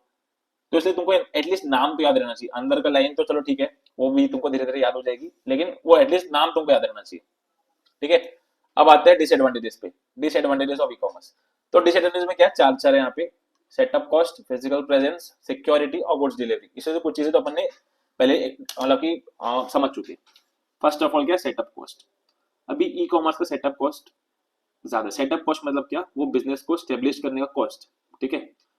अभी जब मैं कोई फिजिकल शॉप लगा रहा हूँ, तो मेरे लिए क्या क्या खर्चे हो सकते हैं? मुझे एक फिजिकल शॉप लगेगी, ठीक है, वहां पे 2-4 लोग लगेंगे, ठीक है, फिर मतलब उतना सारा माल भर के रखना पड़ेगा, ये सब चीजें रहेगा। लेकिन ई कॉमर्स के केस में क्या होगा? अभी ई कॉमर्स मतलब क्या? एक वेबसाइट को यूज करके मैं अपने गुड्स को बेच रहा हूँ, एक ऑनलाइन प्लेटफॉर्म को, एक इलेक्ट्रॉनिक मीडियम को यूज करके मैं अपने गुड्स को, सर्विसेज को प्रोवाइड कर रहा हूँ। तो उतना सारा मुझे कंप्यूटर्स खरीदना पड़ेगा। मुझे जैसे समझो कि मैं ऑनलाइन ही पूरे अपने गुड्स को बेच रहा हूँ, तो अभी वो लोगों को केटर करने के लिए एक कंप्यूटर से तो काम नहीं चलने वाला, मल्टीपल कंप्यूटर लगेंगे। फिर मल्टीपल कंप्यूटर्स के अंदर में जो सॉफ्टवेयर को यूज करके मैं मतलब कि सर्विसेज दे रहा हूँ, गुड्स दे रहा हूँ, गुड्स बेच रहा हूँ। जैसे अमेजोन का तुम लोग प्लेटफॉर्म यूज कर रहे हो, तो वो अमेजोन का प्लेटफॉर्म तुमको किसी ना किसी ने बनाया होगा, वो सॉफ्टवेयर किसी ना किसी ने डेवलप किया होगा, उसका भी खर्चा आता है, ठीक है। फिर वो सॉफ्टवेयर को चलाने का खर्चा, ठीक है। उसको ट्रेन, जैसे तुम लोग अभी अमेजोन के ऊपर कोई भी चीज खरीदे हुए हो, तो अभी तुम लोग अगर 10 साल बाद भी जाओगे तो तुमने आज क्या खरीदा था, उसके पहले क्या खरीदा, तो उसका मतलब डिटेल रहेगा, वो इन्फॉर्मेशन अवेलेबल रहेगी। तो वो इन्फॉर्मेशन को वो स्टोर करके रखता है, तुमने क्या सर्च किया था उसकी इन्फॉर्मेशन स्टोर रहती है। तो वो स्टोर जो हो रही है इन्फॉर्मेशन तुम्हारी, वो फ्री में होगी क्या? उसको कहीं ना कहीं पे तो रखना पड़ेगा ना, सर्वर के जो चार्जेस होते हैं। फिर वो सॉफ्टवेयर के अंदर कोई परेशानी आ रही है, ग्लिचेस आ रहे हैं, वायरस आ रहे हैं, उन सबको हटाना पड़ेगा। जो लोग वो मतलब कि सॉफ्टवेयर चला रहे हैं, उनको ट्रेनिंग देना पड़ेगा, वो तो स्किल्ड हो गए। जैसे अभी मेरी फिजिकल शॉप है, वहां पे तो मैं किसी को भी रख लेता हूँ, कोई भी को बेचने के लिए लगवा दो अपन, वो जरूरी नहीं कि स्किल्ड ही हो, अनस्किल्ड लेवल को भी मैं हायर कर सकता हूँ। लेकिन ई कॉमर्स के केस में तो अभी मैं जिसको फोन चलाना नहीं आता, कंप्यूटर चलाना नहीं आता, उसको मैं बैठा सकता हूँ उसके सामने में, नहीं उनको मुझे प्रॉपर ट्रेनिंग देना पड़ेगा। जो पढ़ा लिखा इंसान है, जिसको कोडिंग वगैरह आती है, ठीक है, उसको ही मुझे वो सेटअप मतलब उसी को मैं दे सकता हूँ। तो बेसिकली उसका चार्ज भी ज्यादा होगा क्योंकि वो स्किल्ड एम्प्लॉय है। हाँ नहीं, और कंटिन्यूसली इलेक्ट्रिसिटी की रिक्वायरमेंट रहेगी, एक पर्टिकुलर लोकेशन लगेगी मुझे उन सबको बैठाने के लिए, गुड्स को अपने स्टोर करने के लिए। ये सब जितनी भी कॉस्ट मैंने भी बताया, ये सब कॉस्ट नॉर्मल बिजनेस करने की जो कॉस्ट रहती है वो तो रहती है, उसके अलावा ये सब कॉस्ट लगने वाली है। गुड्स को स्टोर करने की तो कॉस्ट लगने ही वाली है, गुड्स परचेज को करने की कॉस्ट तो लगने ही वाली है। लेकिन ये सब जो कॉस्ट है ये एडिशनल कॉस्ट है। और इनके केस में जब मैं ऑनलाइन वेबसाइट स्टेब्लिश कर रहा हूँ तो मुझे ये एक साथ इन्वेस्टमेंट करना पड़ेगा इतना सारा। फिजिकल अगर मैं कर रहा हूँ तो वहां पे तो मैं एक दुकान रेंट पे ले लूँ, ठीक है, फर्नीचर भी रेंट पे ले लूँ समझो, थोड़ा सा माल भर लूँ, काम चल जाएगा, क्योंकि मैं तो छोटे से लोगों को केटर करने वाला हूँ। लेकिन ई कॉमर्स के केस में क्या हो रहा है, मेरा तो जो मार्केट है पूरा ग्लोबल मार्केट है मेरा, कोई भी मेरे प्रोडक्ट को परचेज कर सकता है। तो उस हिसाब से हमको वेबसाइट भी डेवलप करना पड़ेगा, उस हिसाब से माल भी भर के रखना पड़ेगा, उस हिसाब से लोगों को भी हायर करके रखना पड़ेगा। और जो सॉफ्टवेयर में प्रोवाइड कर रहा हूँ जिसके ऊपर लोग मेरे से बातचीत जिससे को यूज करके कर रहे हैं, जो एप्लीकेशन को यूज करके कर रहे हैं, वो तो मेरा फेस है। अगर वो खराब हुआ, उसके अंदर कोई परेशानी आ रही है, अगर वो स्लो चल रहा है, ठीक है, तो मेरे पास कस्टमर आएंगे क्या, नहीं आएंगे। तो सबसे पहले तो वो सॉफ्टवेयर मेरा सबसे अच्छा होना चाहिए। तो यहाँ पे क्या होगा, मेरे से सेटअप कॉस्ट ज्यादा होता है। समझा नहीं समझा बाउंसर, कुछ दिमाग में घुसा, सिर्फ एक हाथ। हाँ चलो, ये धीरज तो अपना हाथ बदल, तो बिल्कुल अच्छा नहीं लग रहा। अच्छा। ठीक है, नेक्स्ट पॉइंट, फिजिकल प्रेजेंस, ये अपन समझ चुके हैं। अभी कुछ ऐसी चीजें होती है जिनको जब तक मैं फिजिकली टच ना करूं, ठीक है, उनको मैं फील नहीं करूं, मैं खरीद नहीं सकता। ठीक है, जैसे अभी मैं ज्वेलरी खरीदने जा रहा हूँ, ठीक है, तो ज्वेलरी मतलब कि पहले तो मुझे एक ट्रस्ट इश्यू रहेगा कि भाई ज्वेलरी ओरिजिनल है कि नहीं, क्योंकि मैं इतना बड़ा इन्वेस्टमेंट उसके अंदर करने वाला हूँ, इतना सारा पैसा उसके अंदर पे करने वाला हूँ। तो भाई प्रोडक्ट वो सही है, गलत है, ओरिजिनल है, मैं कैसे पता करूँ। मैं यहाँ पे ऑनलाइन ऑर्डर प्लेस कर दूँ, लेकिन फिजिकली जब गुड्स आ रहे हैं मेरे पास वो नकली है, मैं कैसे पता करूँ। अभी यहाँ पे तो मेरा ट्रस्ट फैक्टर है कि हाँ मैं जो दुकान से खरीद रहा हूँ उसके ऊपर मेरे को ट्रस्ट है कि हाँ भाई कि मैं सालों से उसको जानता हूँ, वो मैं ट्रस्ट है उसके ऊपर में। लेकिन ऑनलाइन तो मेरे को ऐसे लिमिटेड, जैसे तनिष्क हो गया, अभी मेरे को यहाँ पे टाटा का ट्रस्ट है, तनिष्क को मैं नहीं जानता वो कौन बेच रहा है मेरे को नहीं पता, लेकिन यहाँ पे टाटा का नाम उसके साथ जुड़ा हुआ है, इसलिए मैं उसके ऑनलाइन भी अगर मेरे को खरीदना है तो परचेज कर सकता हूँ। तो ये हो गया। अभी मेरे को अपने घर का इंटीरियर डिजाइन करवाना, जैसे यहाँ पे एक एग्जांपल दिया हुआ है, तो वो मैं कैसे करवाऊँ, मतलब ऑनलाइन तो मैं नहीं करवा सकता ना, फिजिकली मेरे को बैठना पड़ेगा किसी के साथ में, मुझे ड्रॉ करके बताएगा, ठीक है, तो उसको देख के ही मैं घर में जो करवाऊंगा पेंट थोड़ा ट्राई करवा के दिखाऊंगा कि मुझे कैसा लग रहा है। ऑनलाइन जो फोटोज होती है और जो रियल लाइफ में तुम दिखते हो उससे फर्क होता है कि नहीं होता है, होता है। तो वैसे यहाँ पर भी जो घर में मैं अपना मैं पेंटिंग करवाने वाला हूँ, कैसा घर का मतलब कैसा डिस्प्ले होगा बेसिकली मेरा घर, तो जब तक मैं मैनुअली नहीं देखूंगा वो मैं कैसी चीज खरीदूं, उसको मैं कैसे परचेस करूँ। या भी समझो तुम लोग अभी मेरी जो सर्विसेज ले रहे हो समझो, ठीक है, अभी यहाँ पे तुम लोग मोस्ट लोग तुम लोग सुन लोग किसी ना किसी से सुन के आओगे कि हाँ भैया पढ़ाते हैं, ठीक है, लेकिन ये जो सर्विस अभी मैं तुमको दे पा रहा हूँ, तुम लोग माइडी बहुत लोगों के दिमाग में आ रहा हूँ फिजिकल होता तो अच्छा होता, हो सकता है वो चीज अपन ऑनलाइन कर रहे हैं, लेकिन बहुत लोगों के दिमाग में माइडी आता हूँ आप फिजिकल करते और मजा आता, साथ में करते। तो किसी न किसी कोई कोई चीजें ऐसी होती है जहाँ पे मुझे फिजिकल रिक्वायरमेंट होती है, मतलब उसको मैं फिजिकली जब तक फील नहीं करूँ, उसको एक्सपीरियंस नहीं करूँ। जैसे तुम लोग कार खरीदने जा रहे हो, तो कार तुम लोग ऑनलाइन तो नहीं खरीद सकते ना, जब तक तुम उसको चला के नहीं देखोगे, उसके फीचर्स ट्राई करके नहीं देखोगे, तभी तुम उसको परचेज करोगे। तो यहाँ पे क्या हो रहा है, मेरे को कोई कोई चीजों के परचेज करने के लिए, कोई कोई प्रोडक्ट परचेज करने के लिए उनका फिजिकल प्रेजेंस, मतलब वो मार्केट में फिजिकली होना चाहिए, उनकी शॉप फिजिकली होना, जैसे लेंस कार्ट हो गया, अभी तुमको चश्मा खरीदना है, ठीक है, सबके चेहरों का शेप अलग अलग होता है, ठीक है, किसी का चेहरा छोटा, किसी का चेहरा बड़ा होता है। अभी ऑनलाइन चश्मे कैसे बेचे, वो लोग ने चलो ठीक है कुछ ना कुछ टेक्नोलॉजी लाके करा, लेकिन एट द एंड वो लोग क्या है, एट द एंड वो लोग फिजिकल शॉप पे आ गए, फिजिकल शॉप के थ्रू ही वो लोग अपने मोस्ट ऑफ द चश्मे मतलब कि स्पेक्स बेचते, क्योंकि वहां पे फिजिकली उन लोगों ने गैलरी में लगा रखा है चीजें, लोग ट्राई करते हैं, लोग ट्राई करके पसंद करते। लेकिन यहाँ पे जब ऑनलाइन ही वो सेम चीज को मैं बेचूं, तो उसको बेचना मुश्किल है, क्योंकि लोग पसंद कैसे करें, उनको फिट हो रहा है कि नहीं हो रहा है कैसे पता करें, क्योंकि वो एकदम कस्टमाइज चीज है, सबके चश्मे अलग अलग होंगे, सबके स्पेक्स के नंबर्स अलग अलग होंगे। हाँ नहीं, जैसे कपड़ों को तो मैं रिटर्न कर सकता हूँ, लेकिन यहाँ पे जो मेरे स्पेक्स है उसको मैं रिटर्न करके उस सामने मतलब वो रिटर्न लेगा क्या, क्यों लेगा रिटर्न, क्योंकि यहाँ पे तो कस्टमाइज चीजें तुम्हारे लिए स्पेसिफिकली बनी हुई है। तो इसलिए यहाँ पे फिजिकल प्रेजेंस होना रिक्वायर्ड है। जब तक उसको मैं फिजिकली ट्राई नहीं करूँ तब तक उसको मैं परचेस कर पाऊंगा क्या, नहीं कर पाता। कुछ चीजें और जैसे अभी दवाई है, मेडिसिन है, तो मेडिसिन में ट्रस्ट इशू की बात रहती है कि हाँ भाई मैं फिजिकली एक दुकान से ले रहा हूँ, यहाँ पे मेरे को वो दुकानदार के ऊपर ट्रस्ट है, ठीक है, वो डॉक्टर के ऊपर ट्रस्ट है, ठीक है, जिससे मतलब उन्हें जो भी उन्होंने दवाई प्रिस्क्राइब की है। लेकिन सेम दवाइयाँ तुमने देखा होगा जनरली दवाइयाँ ऑनलाइन कोई परचेज नहीं करता, क्योंकि कहाँ से आ रही है दवाई वो पता नहीं। यहाँ पे तुम लोग जब तुम्हारी परचेस करने जा रहे हो तो फिजिकल शॉप के ऊपर ट्रस्ट है कि हाँ जो बेच रहा है दवाई असली बेच रहा है। ऑनलाइन में तो तुम किसी को जानते नहीं, किसका गला पकड़ोगे अगर दवाइयाँ नकली निकली तो, यहाँ पे तो तुम किसी को कुछ कर सकते नहीं। लेकिन फिजिकल शॉप में तो तुम्हारा ट्रस्ट है, तो यहाँ पे इसलिए फिजिकल प्रेजेंस कुछ कुछ बिजनेसेस का होना बहुत जरूरी है। ठीक है, वो ई कॉमर्स में सर्वाइव नहीं कर सकते, उनको फिजिकली अपने एक टच होना जरूरी है, वो गुड्स को बेचने के लिए फिजिकल टच रिक्वायर्ड होता है। ठीक है, तो ये पॉइंट वो बोलना चाह रहा था। Lack of physical touch can be a disadvantage for many type of services and products like interior designing or the jewellery business. यहाँ पे दो एग्जांपल लिखे हुए, अपन ने कुछ और डिस्कस किए। ठीक है, फिर सिक्योरिटी।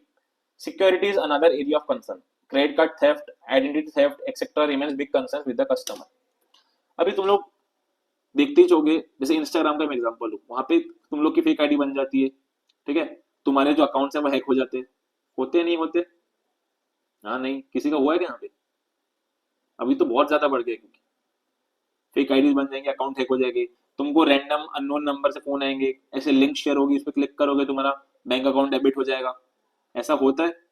तो यहाँ पे जितना जितना मतलब मैं इलेक्ट्रॉनिक ट्रांजेक्शन को यूज कर रहा हूँ, इलेक्ट्रॉनिक मीडियम को यूज कर रहा हूँ, ये रिस्क बढ़ते जा रहा है। हाँ नहीं, कि जो मेरे अभी मैं ऑनलाइन पेमेंट कर रहा हूँ, तो जो मैं पेमेंट कर रहा हूँ वो मतलब कि करेक्ट पर्सन को पेमेंट कर, जैसे तुम लोगों को रील भी देखा होगा, एक तुमने रील देखा होगा कि जैसे ऑनलाइन कोई पेमेंट करते जाता है, कोई एक शॉप में जाता है, वो कोई पलटता है, वो क्यूआर के ऊपर अपना स्टिकर लगा देता है और उसको स्कैन करके पेमेंट कर देता है। ऐसा किसी ने देखा वो रील इंस्टाग्राम में? हाँ देखा होगा। हाँ तो वहां पे क्या हो रहा है? वही है। तो अब यहाँ पे मैं बिजनेस करने बैठा हूँ, लेकिन एक इलेक्ट्रॉनिक मीडियम वहां पे था, क्योंकि मैं पेमेंट ऑनलाइन कर रहा था, तो वहां पे उनने स्टिकर से बदल दिया क्यूआर कोड के ऊपर, मैं खुद को ही पेमेंट कर रहा है। तो यहाँ पे तो एक बिजनेस के लिए बहुत बड़ा रिस्क है। यहाँ पे जो पेमेंट मैं कर रहा हूँ या पेमेंट जो रिसीव कर रहा है, वो सही बंदे से मतलब सही बंदा उसको उसको रिसीव कर रहा है कि नहीं कर रहा है, और पेमेंट बिजनेस के पास भी आ रही है कि नहीं आ रही है, ये है रिस्क।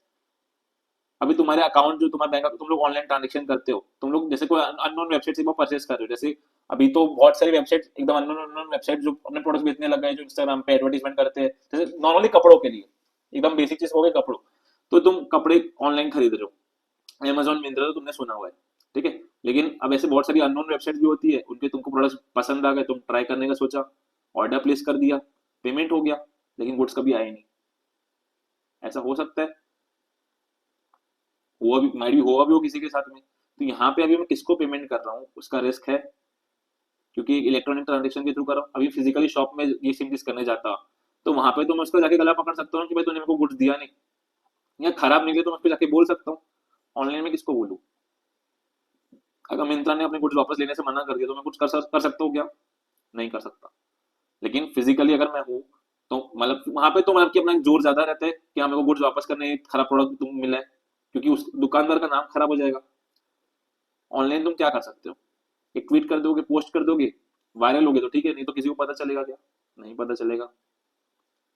अभी तुमको कोई तुम्हारा नाम यूज करके, तुम्हारी इमेज यूज करके, जैसे जो मतलब कि अकाउंट इम्पर्सोनेट होते हैं, तुम्हारे नाम, तुम्हारे अकाउंट का नाम यूज करके लोग मतलब कि तुम्हारे जान पहचान लोगों वाले लोगों को मैसेज करके उनसे पैसे मांगते हैं, ये सब बहुत चीज, ये भी मतलब इस तरह के फ्रॉड्स होते हैं नहीं होते? तो यहाँ पे तुम्हारी आईडी इम्पर्सोनेट होने का चांसेस बहुत ज्यादा है। अभी फिजिकली तो ये चीज नहीं हो सकती कि तुम्हारे बिहाफ पे मतलब कि कोई मतलब कि तुम्हारे जैसा तुम्हारे नाम का प्रिटेंड करके तुम्हारे जैसे कोई उधारी लेके आ जाए कोई गुड्स, ऐसा हो सकता है क्या? नहीं हो सकता।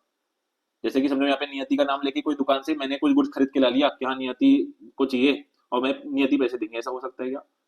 जब तक सामने वाले दुकान वाले को पता रहेगा, नहीं रहेगा बेसिकली कि हम दोनों रिलेटेड है कहीं ना कहीं से, और वो नियति से कंफर्म नहीं कर लेगा, ऐसा हो सकता है क्या कि वो मेरे को गुड्स देते? नहीं देगा। ऑनलाइन तो अभी ऐसी चीजें होने लग गई है कि कोई भी किसी को भी इम्पर्सोनेट कर ले रहा है। अभी तुम वेरीफाई कैसे करो कि कौन जेन्यून है, कौन फेक है, किसको पेमेंट करना है, किसको ऑर्डर देना है, किसको नहीं दे सकते तुम? हुआ है भैया ऐसा मेरे साथ। हुआ है? मेरी बड़ी बहन का अकाउंट में 60,000 गायब, 60,000। तो देखो ये सारे अभी धीरे तो एकदम असली वाला ने फेस किया है। तो ऐसा बहुत क्या सारी हालत चीजें होती है हमको पता। तो ये सिक्योरिटी इश्यूज पूरे क्यों एग्जिस्ट करते हैं? क्योंकि ट्रांजेक्शन इलेक्ट्रॉनिक वे में हो रहा है, तुम उसका वेरीफाई कैसे करोगे? तुमको नहीं पता, अपन को कोई ऑप्शन नहीं बेसिकली। अभी जैसे मेरे को आजकल इतने रैंडम मतलब कि कॉल आ रहे हैं, एक तो भी क्या हो रहा है कि सीए काउंसिल एक हमारी होती है, उसके इलेक्शन चल रहे हैं, तो रैंडम फोन आते रहते हैं, कोई ना कोई कोई ना कोई कोई ना कोई। मैं फोन अगर अननोन नंबर है मैं फोन उठाते नहीं, मैं पहले फोन कटेगा, मैं देखूंगा ट्रू कॉलर में किसका नाम लिखा हुआ है, मैं तब अगर कोई जेन्युइन पर्सन लगा मेरे को तो मैं कॉल बैक करता हूँ, कॉल बैक नहीं करता। क्योंकि आजकल ऐसा हो गया, तुमको फोन आया, मैंने फोन रिसीव किया, वो क्या होता है पता नहीं, लोगों का ऐसा भी कुछ कुछ हुआ है कि उनका अकाउंट डेबिट हो गया। व्हाट्सएप में एक लिंक आएगी, गलती तुमने ओपन कर दिया क्लिक करके अननोन नंबर से, वो पहले बहुत चलता था, वो कौन मैंने तुम लोग मतलब तुमको इतने करोड़ की लॉटरी लगी, ये लगी वो लगी, उस टाइप के, वो तो पुराने केस हो गए। मतलब पहले वो सब हुआ करते थे, तुमको मैसेज में आएगा कि हाँ तुमको केबीसी में तुम्हारा सिलेक्शन हो गया है, ऐसा टाइप का, या तुमको इतने करोड़ की लॉटरी लगी वैसा, और वहाँ पे लिंक रहेंगे, क्लिक करोगे और तुम्हारे पैसे कट जाए या कुछ हो जाए, बैंक के तुम्हारे ऐसा भी होता है कुछ कुछ जगह पे तो, कि कोई तुमने किया और तुम्हारे जितने फोन के ओटीपी है उसके फोन में आने लग जाएगी। तो मेन तो ओटीपी है, ओटीपी जिसके पास है वो तो कोई भी कर सकता है। तो ये सारे इश्यूज ई कॉमर्स के है, ये सिक्योरिटी कंसर्न ई कॉमर्स के है, तो इसलिए सिक्योरिटी कंसर्न मतलब एक बहुत बड़ा डिसएडवांटेज है ई कॉमर्स का, ठीक है। And then last, goods delivery, there may arrive some problem with fulfillment of order even after the order is placed. There can be problems with shipping, delivery, mix-ups, etc. This leaves the customers unhappy and dissatisfied. अभी मैंने online order कर दिया, ठीक है, order के आने में delay हो गया, ऑर्डर जो आया खोला तो कुछ अलग ही निकला, जैसे तुमने देखा होगा कुछ कुछ कि किसी ने फोन ऑर्डर किया था, डब्बा खोला तो ईट निकला, कुछ कुछ चीजें ऐसी मतलब इंस्टा ये सब सोशल मीडिया में वायरल होती रहती है, होता है ये सब चीजें। या गुड जो तुमने फोटो में देखा तो बहुत अच्छा दिख रहा था, आया तो एकदम मतलब कि खराब हालत में आया, ये सब होता है। तो ये जो एक डिलीवरी रिलेटेड इशू है, तुमने ऑर्डर प्लेस कर दिया, पेमेंट तुम्हारा हो गया, उसके बाद में सब चीजें, तो ये इशू है उसके लिए। अभी इसमें सिर्फ अपने साइड भी नहीं है, मतलब सिर्फ उनके साइड से नहीं, अपने साइड से भी है। लोग क्या करते हैं कि परचेस कर लेंगे, एक दो दिन पहन लेंगे, वापस कर देंगे, या फिर सेम डुप्लीकेट उसी टाइप का सेम प्रोडक्ट को वापस कर देंगे, ऐसा भी होता है। तुमने सुना है मिंत्रा अभी क्या करता है, तुमने देखा ही होगा मिंत्रा में ऑप्शन मतलब ऐसा होता है कि वो तुम्हारे सामने तुम्हारे मतलब कि वो पैकेज को खोलता है, चेक करता है कि मतलब ऑन स्पॉट डिलीवरी जैसी होगी, वो ओपन करके तुमको दिखाएगा कि हाँ जो प्रोडक्ट था वो डिलीवर हुआ है। या फिर अगर कपड़े आ रहे हैं तो उसमें टैग होता है, एक मतलब एक पिन टाइप की लगी रहेगी, अगर वो निकल गया तो वापस नहीं होने वाली, और मतलब ऐसे लगा रहेगा कि उसको पहन के वापस नहीं कर सकता। मतलब कि जैसे जैसे समझो कि टी शर्ट है, टी शर्ट में एकदम सामने में वो मतलब कि एक पिन टाइप का फंसा रहेगा, अगर तुम पिन निकाल दी तो वो रिटर्न लेगा नहीं। तो वो चीज है, तो यहाँ पे ये तो चलो कस्टमर के साइड से हो गया, लेकिन सेम मतलब कि जो सेलर है उसकी तरफ से भी होता है कि डिलीवरी का तो बहुत पहले इशू होता था, आजकल इतना इशू नहीं होता, लेकिन फिर भी एक इशू है, डिलीवरी लेट हो गई।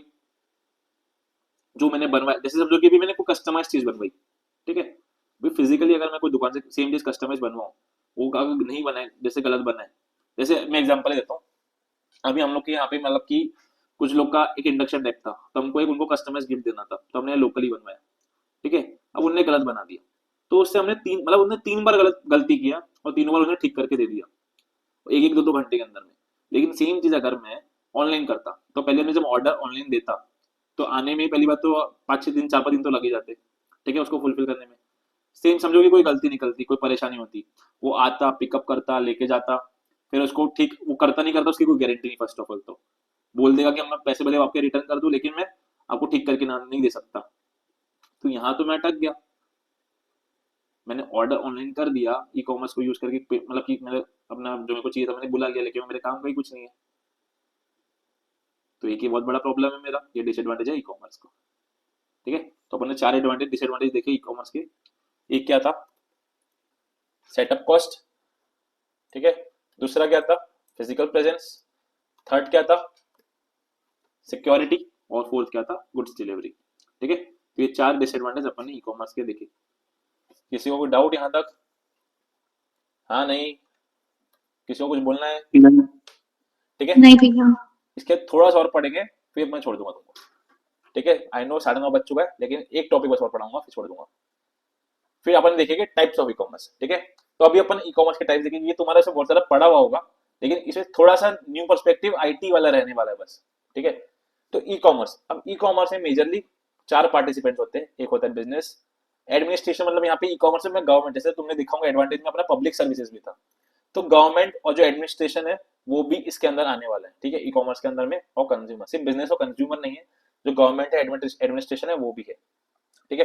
तो primary e commerce types are as follows, ठीक है। तो सबसे पहला B2C, सब लोगों ने सुना हुआ होगा, जब एक बिजनेस एक कंज्यूमर को गुड्स बेच रहा है। अच्छा मुझे ये बताओ, मैं किस एक्टिविटी को मैं बिजनेस बोलूंगा? कोई जहाँ बता बाइंग और सेलिंग जहां बाइंग और सेलिंग हो रही है उसको मैं बिजनेस एक्टिविटी बोलूंगा। सोचो, थोड़ा सोचो, और तुमने पढ़ा हुआ है, सब उसी में पढ़ा हुआ है ये। अच्छा, मैं OLX के ऊपर मेरा मोबाइल बेच रहा हूँ तो मैं बिजनेस कर रहा हूँ क्या?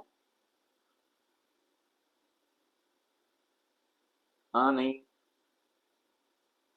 बोलो भाई, कोई तो बोलो।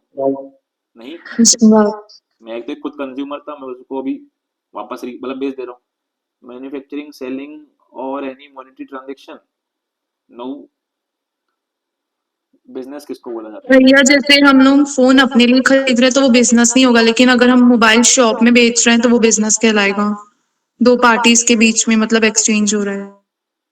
हाँ ठीक है, मेन, लेकिन मेन बिजनेस को डिफरेंशिएट करना, हर मतलब कि कोई भी ट्रांजेक्शन चलो बाइंग एंड सेलिंग हो रही है तो उसको मैं बिजनेस से डिफरेंशिएट कैसे करूँ? जब कोई ट्रांजेक्शन बार बार रिपीट हो रही है, जैसे मैं अगर कोई डीलिंग कर रहा हूँ, क्या मैं मेरा मतलब फोन जो OLX पे बेचता हूँ, क्या मैं मतलब कि साल में 1000 बार बेचता हूँ क्या? मैं सालों में एक बार बेचूंगा, क्योंकि मैं रोज तो फोन खरीदता नहीं हूँ। तो यहाँ पे कंज्यूमर ही गुड्स को बेच रहा है।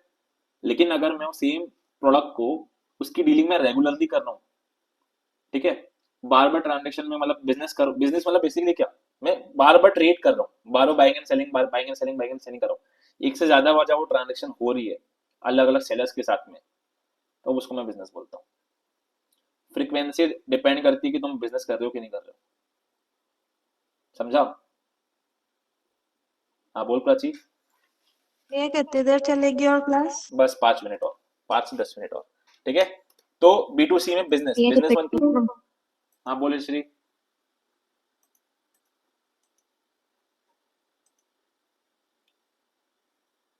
कुछ बोल रही थी श्री। हाँ, तो B2C में क्या था? बिजनेस, बिजनेस मतलब फर्स्ट ऑफ ऑल क्या, रिपीट कर लो। क्या बोला, आवाज आया क्या? श्री क्या बोलना चाह रही है? और एक रिपीट बार करने बोल रही हाँ, रिपीट करो एंड का। मैं बोल रहा हूँ, बिजनेस उस एक्टिविटी को बोला जाता है जब जहां पे मैं बाइंग एंड सेलिंग तो कर ही रहा हूँ, लेकिन वो जो ट्रांजेक्शन जो मैं कर रहा हूँ, वो जो उसकी फ्रीक्वेंसी एक से ज्यादा होना चाहिए। अगर मैं कोई ट्रांजेक्शन सिर्फ एक बार कर दिया तो उसको मैं बिजनेस नहीं बोलूंगा। उसको मैं एक बार बेच दिया, किसी ने खरीद लिया गुड्स, तो वो बिजनेस नहीं कहलाएगा। वो सेम जो बाइंग की प्रोसेस है, सेलिंग की प्रोसेस है ना, मल्टीपल टाइम्स होगी अलग अलग अलग अलग मेरे कस्टमर्स के साथ में, तब मैं उसको बिजनेस कहलाऊंगा, तब वो बिजनेस कहलाएगा बेसिकली। समझा? हाँ नहीं, ठीक है। In B2C models, business sells is product directly to customer. सबसे सिंपल, जब एक बिजनेस डायरेक्टली जो एंड कस्टमर है, ठीक है, कंज्यूमर जो है उसको गुड बेचता है, तो B2C में आता है। A customer can view the product. अच्छा, भी यहाँ पे देखो IT से रिलेटेड कैसे B2C में क्या होगा। B2C के अपने कॉमन सबसे एग्जांपल क्या है, ई कॉमर्स वेबसाइट्स के, Amazon, फ्लिपकार्ट, मिंत्रा, ये सब हो गए। यहाँ पे तुम क्या करते हो, तुमको जब भी कोई गुड्स खरीदना है तो क्या करोगे, तुम उनकी वेबसाइट के ऊपर जाओगे, ठीक है, वेबसाइट के ऊपर जाओगे, तुमको जो खरीदना है वहां पे सर्च करोगे, सर्च करने के बाद तुमको बहुत सारे ऐसे रिजल्ट्स दिखेंगे, तुम अपने फिल्टर लगाओगे उसमें, कुछ के हाथ में को ये चाहिए, इस स्पेसिफिकेशन का चाहिए, उस स्पेसिफिकेशन का चाहिए, उसके उसके बेसिस पे वो फिल्टर करके देगा तुमको, ठीक है। तुम उसमें से कोई पसंद करोगे, ठीक है। अगर पसंद नहीं आ रहा है और पसंद आ भी रहा है तो माइट भी तुम कंपेयर करो अलग वेबसाइट के साथ में, सब कंपैरिजन हो गया, तुमने कोई गुड्स को फाइनल कर लिया, ठीक है।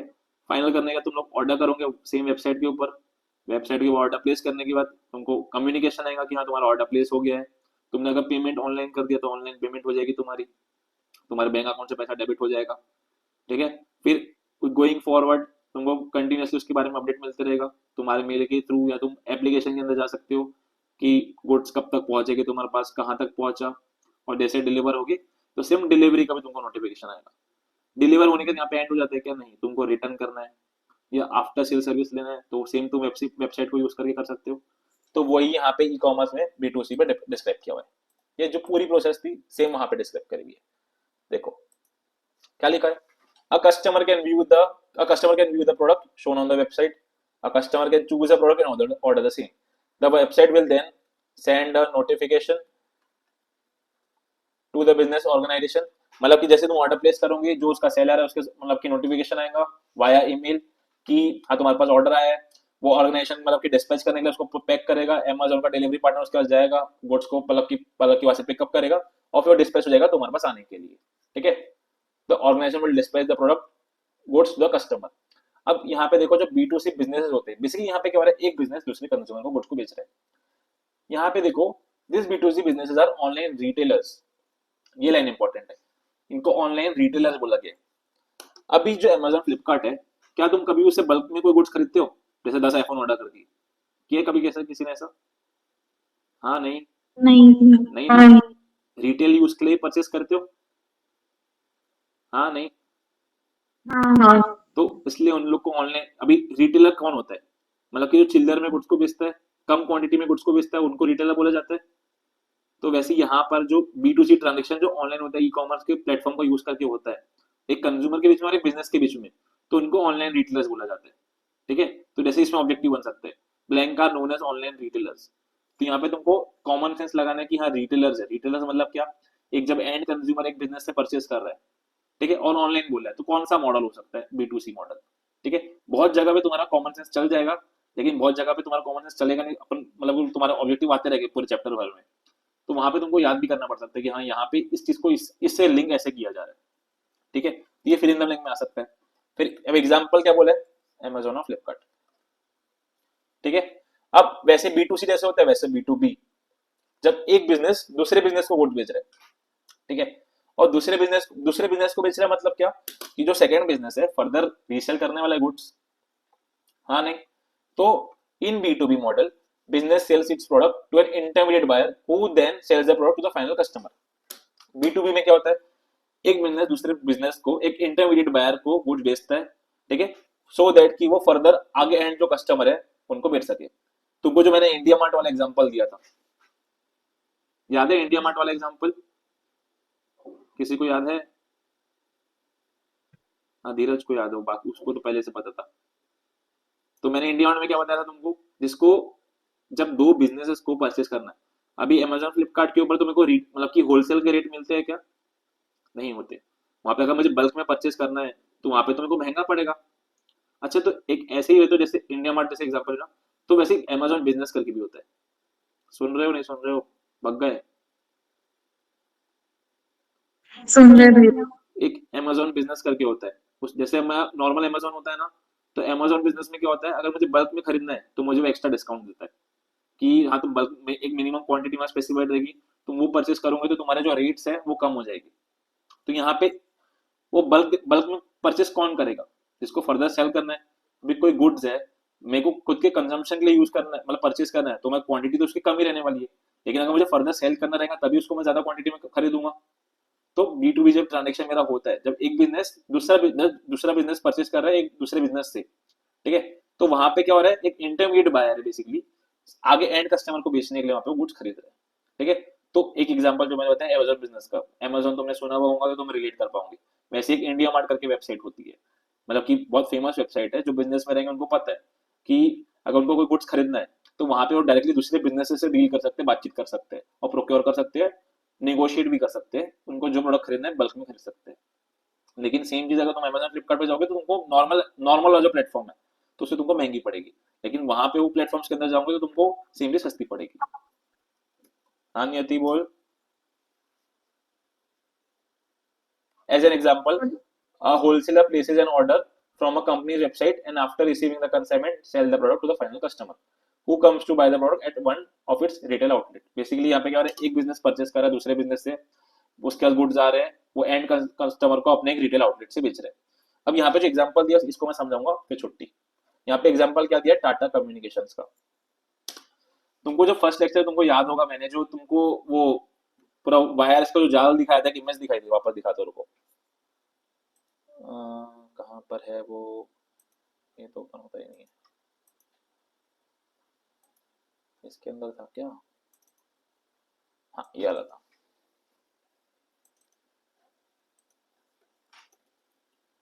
तुमको याद होगा मैंने फर्स्ट लेक्चर में समझाया था तुमको, जब इंटरनेट क्या होता है तो पूरे वर्ल्ड के ऊपर में ऐसे वायर्स का पूरा नेटवर्क बिछा हुआ है। अभी तुम लोग जब इंटरनेट की सर्विस ले रहे हो, तुम किससे परचेस कर रहे हो? तुम लोग जियो को ऑर्डर प्लेस कर रहे हो, एयरटेल, वोडाफोन आइडिया, उन लोग से तुम लोग सब्सक्रिप्शन लेते हो। अभी वो क्या है बेसिकली क्या है, वो लोग तुमको इंटरनेट यूज करने का, अभी वो लोग तो पूरे इंडिया भर में सब लोग को मतलब कि इंटरनेट बेच रहे हैं, एक एक जन को चिल्लर में बेच रहे हैं, लेकिन वो लोग खुद भी तो उनको इंटरनेट से कनेक्टेड होना पड़ेगा। अभी ये जो वायर्स का तुमको नेटवर्क दिख रहा है ना, इसमें से वर्ल्ड का 20%, ये जो वायर्स का तुमको नेटवर्क दिख रहा है जो वर्ल्ड में फैला हुआ है, ये इसका 20% जो टाटा कम्युनिकेशन कंपनी, यहाँ पे जो नाम लिखा हुआ था, कहाँ गई, टाटा कम्युनिकेशंस, ये मतलब उसको बेसिकली क्या बोलेंगे वर्ड में नहीं आ रहा, ओन करती है बेसिकली। ये जो वायर्स का तुमको नेटवर्क दिख रहा है, इसका 20% टाटा कम्युनिकेशन ओन करती है। और जब इंटरनेट जो तुम ले रहे हो, तो ये तो टाटा कम्युनिकेशन ओन करती है, तुम ले किससे रहे हो, एयरटेल जियो से ले रहे हो, तो उसका बल्क में सब्सक्रिप्शन, मतलब कि हाँ इतना इंटरनेट यूज कर सके, इसको यूज करने का पैसा जियो जो है, एयरटेल जो है, वो टाटा कम्युनिकेशन को देता है। टाटा कम्युनिकेशन सर्विस देती है जियो एयरटेल को, और जियो एयरटेल फर्दर तुमको सर्विस देता है, तुमको चिल्लर चिल्लर में वो सब्सक्रिप्शन बेच के। समझा नहीं समझा, किसी को दिमाग में आया, सब कि मिस हो गया? हाँ जी,